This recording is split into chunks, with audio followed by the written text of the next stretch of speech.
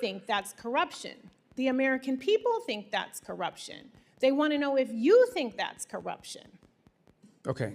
Number two, this goes right to the point of transparency. You're absolutely wrong about the way the money flows. It's pretty straightforward, and I'll share. So I'm going to have to reclaim my time again because well, then, the what kind of question about process is this? They get to ask questions and you don't get to answer? It's my time. The question I don't know about about you. When corruption is it my really time? important. So why am I because here if I don't get to answer your questions or your defamatory statements? I'm reclaiming my time, Mr. I want Chair. you to, but I want to reclaim. Well, do I get time? Because you make these defamatory statements and no one can talk here. If this you is crazy. These guys just get to talk.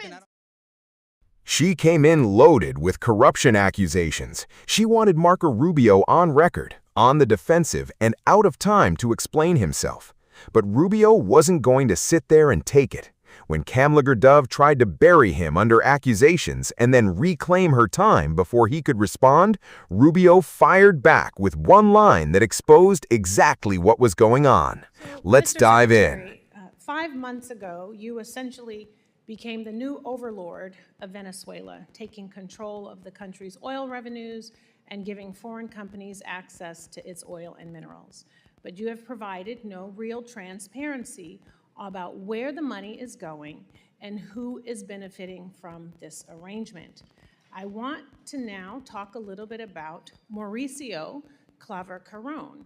So, Mr. Secretary, you've known Mr. Claver-Carrón for many years, correct? I don't know how many years, but sure. Okay. We know that he was special envoy to Latin America. He's also a former lobbyist who supported your presidential campaign, I think in 2016. And now he runs a private equity firm that is seeking $1 billion in investments in Latin America. Apparently, he is seen as your right-hand man on Venezuela. But he's not a federal employee, and he's not bound by rules about financial disclosures or conflict of interest. According to the Washington Post, he acts like a kingmaker in Venezuela, helping to determine which private companies get contracts and access. And that's concerning because in January, you gave confidential licenses for Venezuelan oil to a company that had been charged with bribery by the Department of Justice and employs a trader who gave $6 million to Trump's campaign. Some have said that Mauricio is the Jared Kushner of Latin America, but Mauricio has said that Jared Kushner is the Mauricio of the Middle East. So who is Mauricio, and why is he riding on private jets to Caracas with executives from firms trying to get contracts? And why is he texting Delcy Rodriguez on the regular? Who is he working for? Okay. I'm going to allow you to respond. I'm setting this up because it looks unseemly that essentially you are taking Venezuelan oil money and sending it through a network of campaign donors, corrupt politicians, and lobbyists, and we can't get any documentation on that. We don't have any receipts. So the question is anyone from the administration, directly or indirectly, benefiting from the contracts being doled out in Venezuela? Is this where I get to answer? Yes. Okay, perfect. Number one is the number of people. Mauricio is one of many people that are involved in what's happening in Venezuela. There's not a day that goes by that we don't have someone who's interested in what's happening in Venezuela for a variety of reasons. Nor is he the only person in the United States that directly contacts Delcy Rodriguez and others. There is a stampede of people that want to be involved in Venezuela. Mauricio is one of many, but by the way, not involved in Venezuela. I am not knowledgeable or know of any financial links he has to anybody in Venezuela. So I'm going to reclaim my time, Mr. Secretary, but I'm glad that you said that. Because you have said these things, you have shared these talking points before. They're not talking points, they're the truth. But it is hard to take your word for it when this is the most corrupt administration in American history. Well, that's we're your talking opinion. Pardons for sale, we're talking about no-bid contracts to those on Trump's family and friends plan, we're talking about a $1.8 billion slush fund. And I think that's corruption. The American people think that's corruption. They want to know if you think that's corruption. Okay. Number two, this goes right to the point of transparency. You're absolutely wrong about the way the money flows. It's pretty straightforward, and I'll share. So I'm going to have to reclaim my time again because the question what kind of process is this? They get to ask questions and you don't get to answer? It's my time. The question I don't know about about you. When is corruption it my is really time? important. So why am I here if I don't get to answer your questions or your defamatory statements? I'm reclaiming my time, Mr. I want Chair. you to, but I want to reclaim. Well, do I get time? Because you make these defamatory statements and no one can talk here. If this you is crazy. can't call out corruption in this country, then how can you call it out in another Well, I can't say country? anything 'cause you won't let me That is the speak. question. It is about credibility and your credibility. And your credibility meter is on empty right now. This See, oil. these guys who just get to talk and I don't get to answer? Who determines the barrels of oil that get sold? What? How But you many won't of let them? me At answer your what question. I price have an does it answer get for your sold? question. Where is it going? Oh, I get will it. They let have to you. use their time for me to answer The your onus question. is on you to prove joke. that there is no corruption happening. Well, how do I That is prove it if your you don't let me talk? responsibility as the Secretary of State. And you know what? Normally we would have access to that data.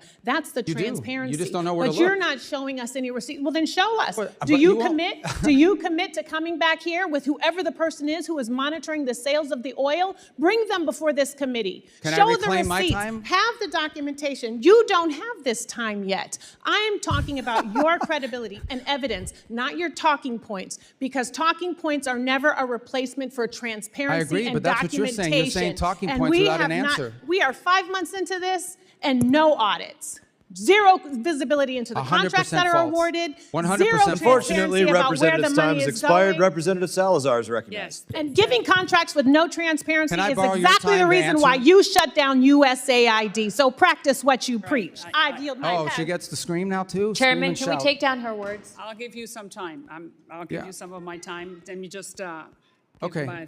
just Oh change God, what the kind of thing energy. is this? What is this? You get asked questions for 5 minutes and you don't get time to answer. It's not a hearing. I think you said clown Like show a dunk before. tank. I What don't, is I don't this? have to tell you. I don't. I'll I've give even you used ti- their time. How can I answer the question? They don't even give me time. I've had to use their time to answer your questions. Yes. All right, whatever. All right, so I don't need to tell you that in my community, the city that I represent, the city of Miami, you're one of the most illustrious representatives, and that we're very proud of you, not only the Cuban Americans, but the Hispanic Americans in my Why is she community. leaving? I'm So going to answer her questions. I will. Oh, she's go. Okay, I got it. Well, thank you for coming.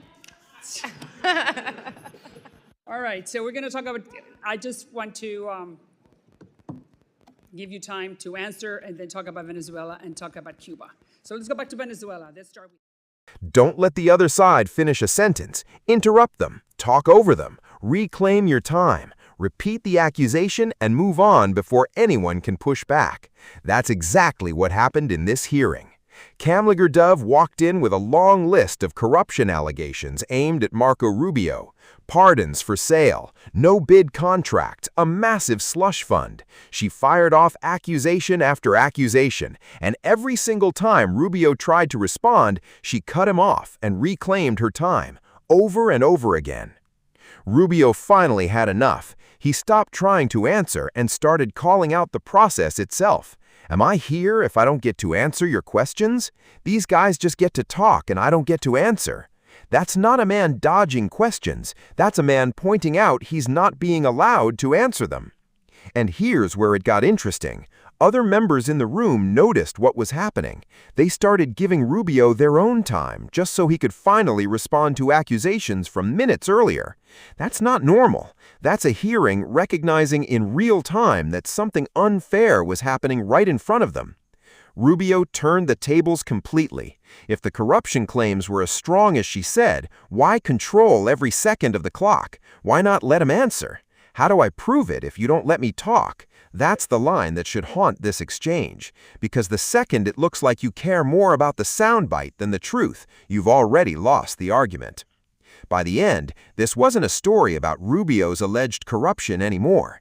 It was a story about a member of Congress more interested in performing for the cameras than actually getting to the truth. And that's a much worse look than anything she accused him of.